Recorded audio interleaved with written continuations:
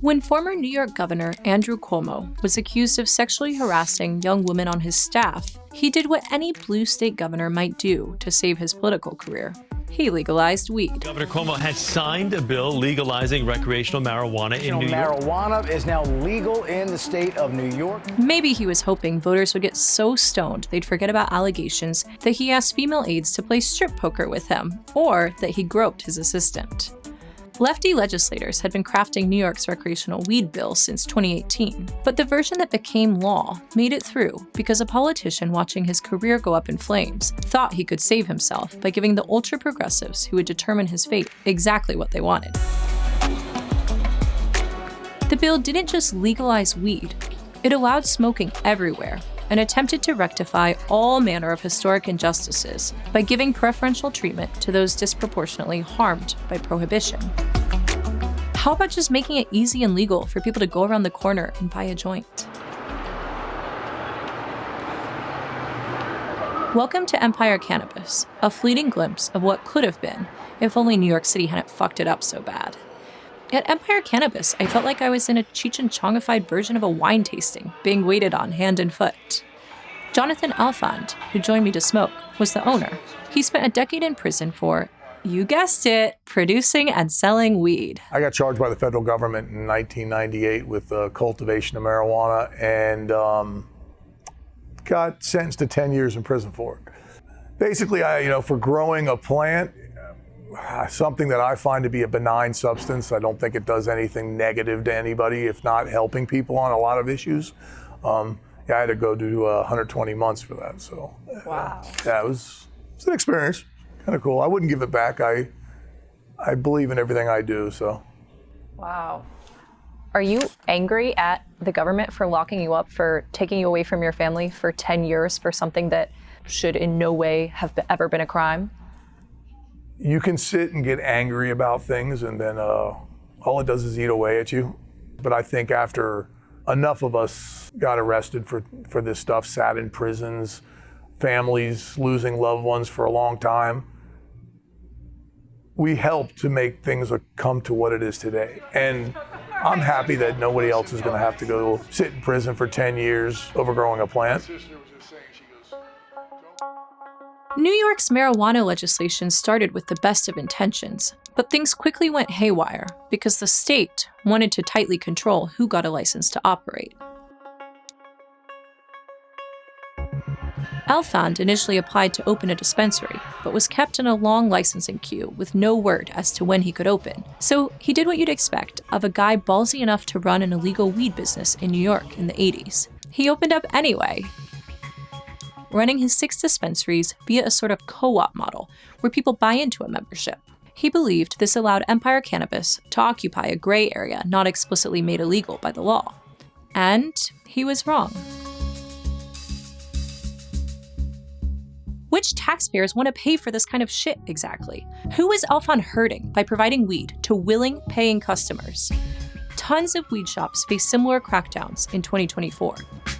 The authorities wanted the gray market gone after spending almost 3 years dragging their feet at providing a legitimate legal route. Authorities have seized dozens of pounds of marijuana. Governor Hochul says in the last several weeks, a new statewide task force has closed hundreds of illegal cannabis shops. Officers filling evidence bags with unlicensed cannabis products. These shops have become magnets for crime and disorder, and it has impacted on our quality of life. For most of 2023, there were just a handful of legal dispensaries within the 5 boroughs. More recently, the Office of Cannabis Management has picked up the pace, and now there are around 100. But legalization has created a new profession in the United States, the marijuana bureaucrat, with a social justice agenda. Shoppers can go on the city's website and filter licensed shops to find women-owned dispensaries, minority-owned dispensaries, and those opened by individuals from a community disproportionately impacted by the enforcement of cannabis prohibition. Jonathan Alfand is certainly a person disproportionately impacted by the enforcement of cannabis prohibition. Why couldn't they give him a license? Probably because he didn't meet the diversity criteria written into the law. The actual statute aimed to award half of the total licenses to applicants who met social and economic equity criteria: women, minorities, disabled veterans, distressed farmers, and people from communities that had been over-policed in the war on drugs. Though Elfond had served time, which presumably helped his case with the cannabis bureaucrats, it wasn't enough. Who wants a bunch of Albany apparatchiks picking who gets to sell them weed? Can't customers decide based on who they choose to patronize? And I don't think more than 5 or 10% of the cannabis consumers in New York shop at a legal store. And if I were to say 10%, that would be very generous, and I think most people would disagree with me. Wow, so even post-legalization, you think 90% of weed consumers in New York are buying illegal products? At least. I think that's a ambitious estimate to say that we've taken 10% of the market share in legal shops. Kaylin Castetter is a cannabis lobbyist in New York, and we sat down about a year ago. At the time, customers really didn't seem to care whether they were buying from a licensed dispensary or not. The illegal smoke shops were selling pretty much the same product as the legal ones. The illicit stores don't have the compliance burdens, they don't have the tax burdens, and data in other states shows that when you get above 15 or 20% more cost, consumers are not going to do that. They're not going to say, oh, I want to shop legal to support legal, it's safe and regulated products. It's almost like when crafting the legislation, New York's esteemed lawmakers and our ex-governor didn't really care about weed smokers. And they certainly didn't pay much attention to how the weed business operates in the wild, or to the mistakes made by other states that had already legalized recreational pot. At the stroke of midnight on New Year's, California will become the 8th state to legalize recreational marijuana. But questions remain about the new law and what it means for buyers and sellers. New York has replicated a lot of California's foolishness. You have to admire the candor of one former cannabis regulator in the Golden State, who described the bureaucratic mindset toward the industry as a cash cow that needed to be milked. And indeed, licensing fees and taxes levied on the product were so high in California that hundreds of stores across the state are shutting down, with 15% of retailers and distributors now in default on their taxes. If they miss a single payment, California will levy a 50% penalty, which is like kicking your cow in the udder. In April 2024, California was owed $732 million in overdue pot-related taxes, and more than 70% of the proprietors in debt to the state have gone out of business. It's been a shit show, and the politicians are now reaping the predictable results of their folly. So the end consumer is walking into a regulated store and seeing prices up here, and then they're walking into an unregulated store, or they're calling their guy and they're seeing prices down here. More than 24 industry leaders signed a letter telling Governor Gavin Newsom that taxes and regulations have made the industry unable to compete with the illegal pot economy.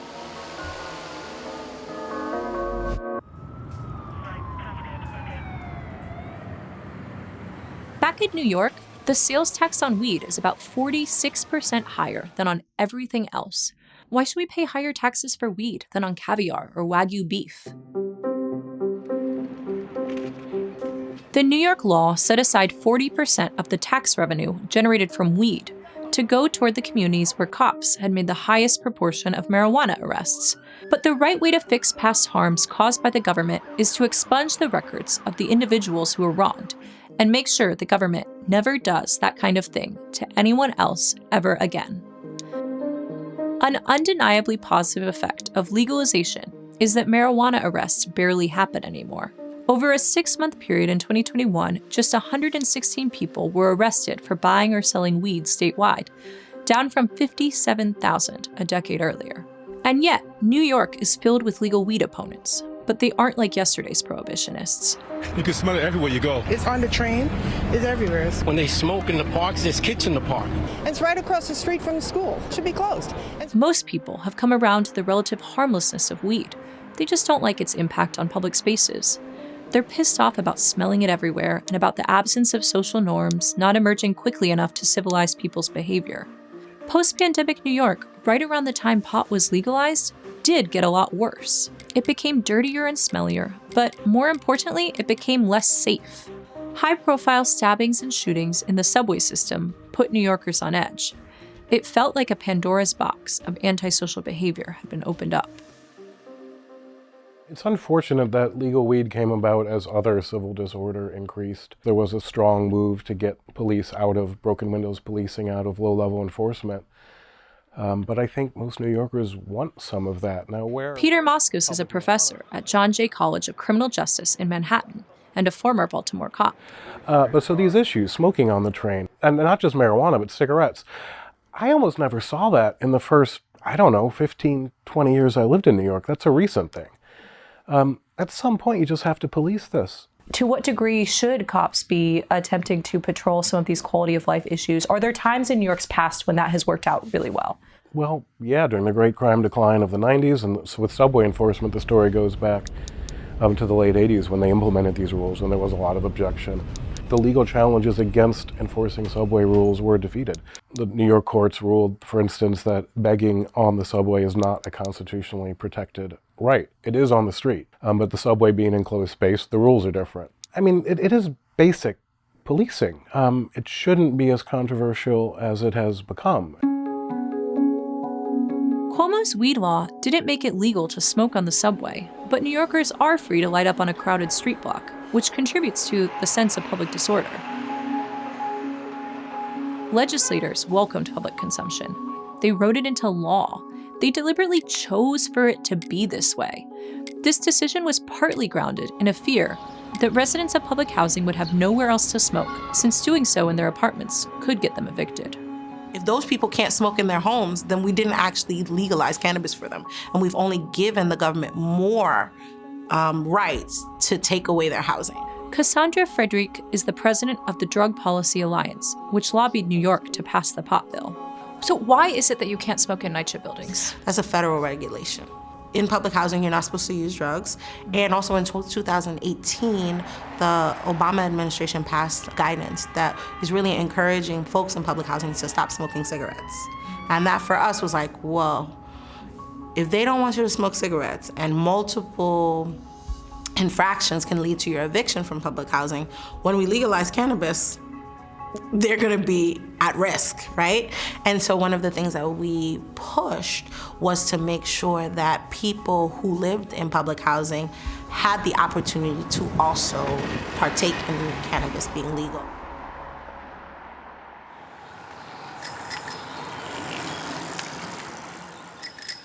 What if New York just followed Amsterdam's lead and designated public places where you can smoke and enforce the laws everywhere else? Wouldn't that have solved the issue for residents of public housing and for normies who want to take their kids to school without having billowing clouds of weed smoke giving their toddlers a contact high? Yeah, absolutely we could have followed Amsterdam's policy. Why we chose not to, I don't know. Well, I think I do know. It's because it wasn't about marijuana. It was about addressing past wrongs and systemic racism. And at some point, if we want to set up a regulatory system for marijuana, let's just focus on that. Let's not solve every problem and correct every past wrong. It's like they failed to consider the possibility that the regulatory scheme, the high price of getting licensed, and the exorbitant taxes would result in the creation of a new underclass. Would-be dispensary owners locked out of the legal market. Good intentions just weren't enough.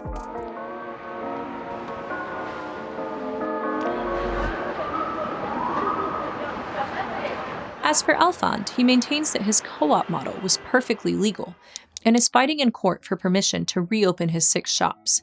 And if he doesn't get permission, Alfond told me he plans on reopening anyway. He's so convinced that what he's doing was legal that he's willing to just go for it, daring the authorities to come back and fuck with him.